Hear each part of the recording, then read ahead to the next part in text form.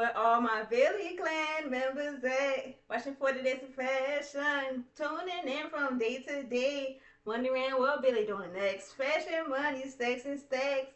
Go get y'all to go your bag. It's the eighth day. The eighth day. The eighth day.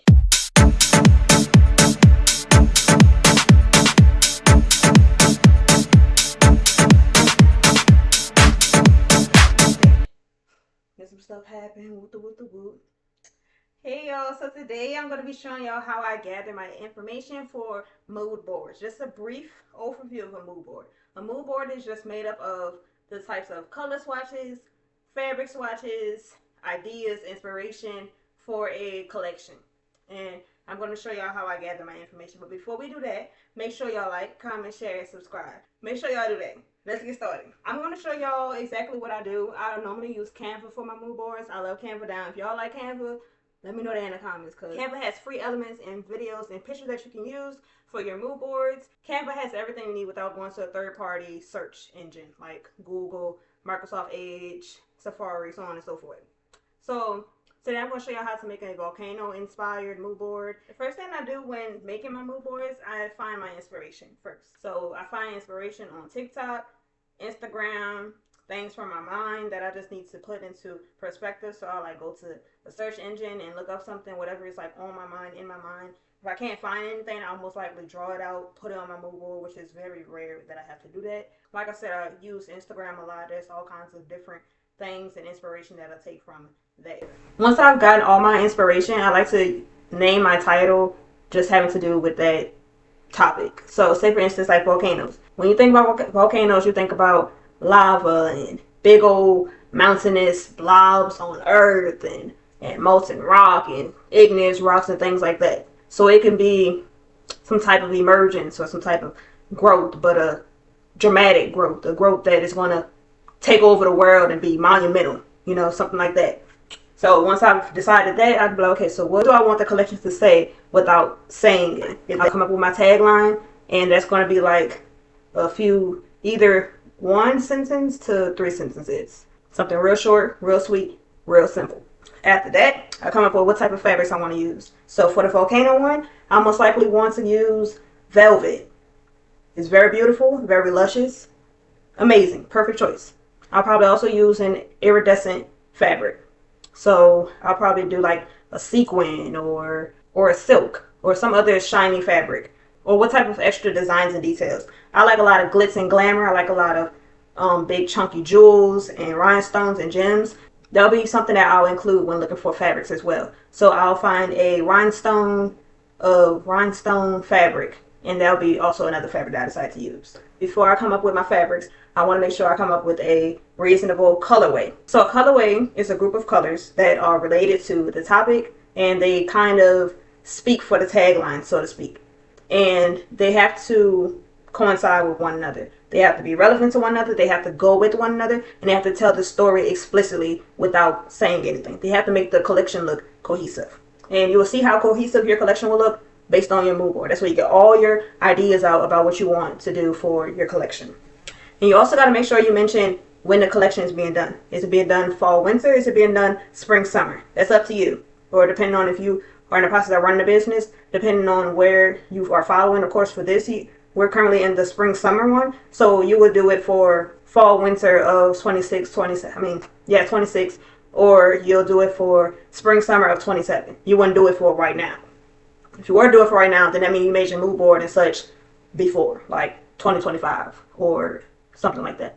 In some cases, you can also include the croquis models of the people wearing your clothes, depending on what type of clothes you want to make. So if you have an idea on your, like when you're making your mood board of what type of garments you want to have in your collection, in your future collection, then you can draw those out with either CAD or on paper, on drawing paper.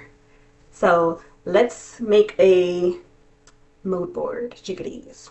On Canva, as you can see, the home screen, I always use a YouTube thumbnail template for my sizing for my thumbnails, and just every time I'm working on something, because it's most convenient and it gives me a lot of space as far as width. So the first thing we're going to do is come up with a background color. This kind of, but let's go ahead and change that up a little bit, maybe to something much more like this. Okay, next we go to elements, and we're going to look up volcanoes. And I don't want the background, so what we're going to do, hit background remover. You can also reduce opacity, so I think that's what I will go ahead and do. You can go here to reduce the transparency a little bit. There. Now that I have my volcano, I want to get my color swatches. I like to do my color swatches in some type of like shape. So for this one, maybe we can do circles. We're going to do like 4 colors. Distance. You can use the guidelines to make sure you're sizing them and putting them in the correct place. Alright, so after I've got my circles where I want them to be at in my first color, we're going to go in with the second color. I think I want that to be a bold orange, something like that. And let's maybe do a blue. And we're going to do a green.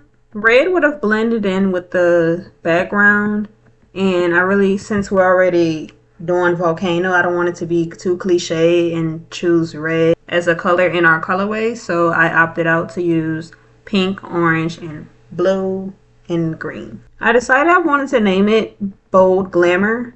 I decided to name it Bold Glamour because the story I wanted to tell is that beautiful things can emerge from catastrophic and chaotic events such as a volcano eruption. I went ahead and added these 3 images of these 2 dresses right here and this background of some fancy dresses. Even though they're not diamond encrusted, one of them are this one right here, but even though they're all not diamond encrusted like this one, it still includes the whole concept of the fancy dresses. They're bold, they make a statement, and they're beautiful dresses.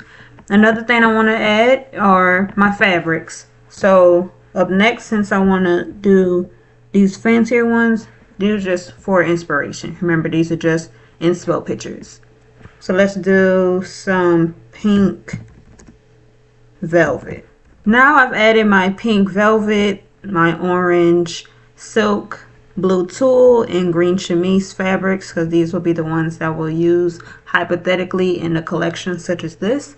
Up next, I want to create my tagline. It has to be something short, simple, to the point, and relevant. I decided that my tagline was going to be, beautiful things can be created in the midst of disaster, chaos, and turmoil. Now it's time for me to add little details. So I'll go to elements. We're going to polka dot diamonds throughout the mood board. I added the diamonds and made them different sizes so it could be easier on the eyes to look at. And I also went ahead and added some iridescent lighting right here and back here just to brighten up the board a little bit.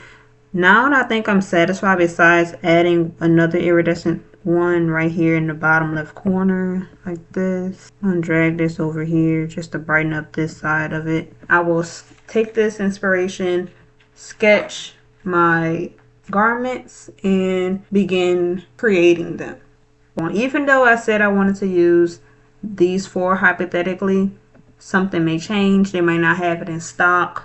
It would depend on where I sourced my fabrics from. Those are the steps I take when I typically make my mood boards.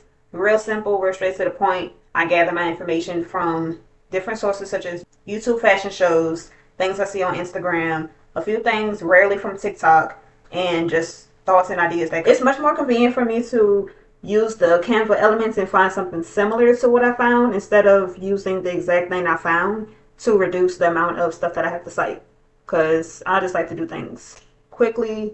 And 9 times out of 10 with me, I always end up changing something about my mood boards anyway. So I'm not going to source tens of pictures from 3 different sources and then go back, add it to the mood board and realize, you know what, I really don't want this. And also, as y'all saw with the dresses I added, you can always go in and change them to fit your mood board. And you can include the silhouettes you want. Like I said, you can also include that with the sketches, the silhouettes you want to have in your dresses and garments or whatever you want to make. With that being said, thank y'all for watching 40 Days of Fashion, Day 8. Make sure y'all come back for Day 9 because it ain't over.